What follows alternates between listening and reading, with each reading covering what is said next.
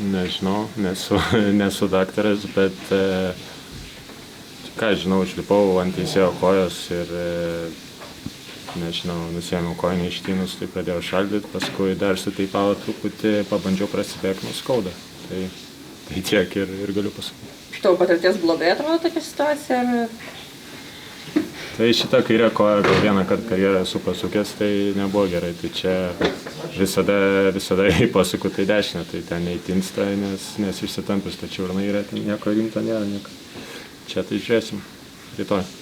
Pagal suoliuką mačiau, pabandėjai prasibėgti, sakai skauda, tas skausmas toks, kur jau nebeįmanoma tęsti rungtynių, ar toks, kur kaip ir galima, bet geriau nerizikuoti?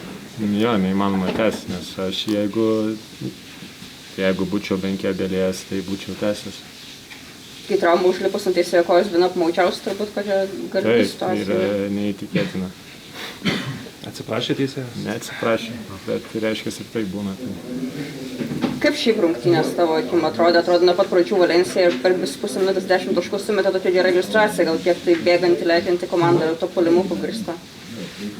Jo, tai viskas buvo gerai antroji pusėje, bet žinom, kad jie bėga metą tritaškius, lipa ant lentos, tai pirmoji pusėje neatsitvėrėm, jie susikrovė tą persvarą, tai tiesiog išėjom, kaip treneris sakė, nedisciplinuoti ir nedarėm to, ką buvom susitarę, tai užtat ir pabėgo pirmoji pusėje, tada jau tokia komanda tikrai nelengva vytis, ir ypač namie.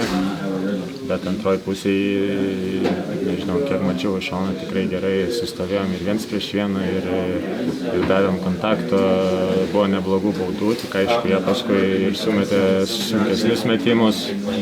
Žiūrint pačią pabaigą, tai tie 50-50 vėl kamuoliai, ten ta teisėjo peržiūra ne į mūsų pusę, tada porą puolime atkovotų kamuolių, tai jie ir, nežinau, jie pajautė tą bangą, tą paskutinį metimą irgi sunku pataikė, bet čia yra Valensija. Atrodo, nebuvo lengva nuo pradžių nei tau, nei Sisko. Kaip manai, ar ta sunki savaitė, kokia buvo rinktiniai, kažkiek prisidėjo prie to, kad nebuvo taip, kad jūs, žinai, čia polisą kažkokią turėjot? Nemanau, nežinau, reiks Sisko paklausti, kaip jis jaučias, man tai viskas buvo gerai, buvau pasiruošęs, visa rutina ta pati, nieko čia nenorėčiau kišti jokių rinktinių. Aš dar tik prie traumos trumpai galima grįšiu. Sakei, jau buvai kažkada kairę, tačiau ir nesusižeidęs. Gali priminti, kada čia buvo ir kokia rimtumo ta trauma buvo? Nesakysiu, nes išryšit ir tada išryšit, kiek ilgai buvau iškritęs, nesakysiu.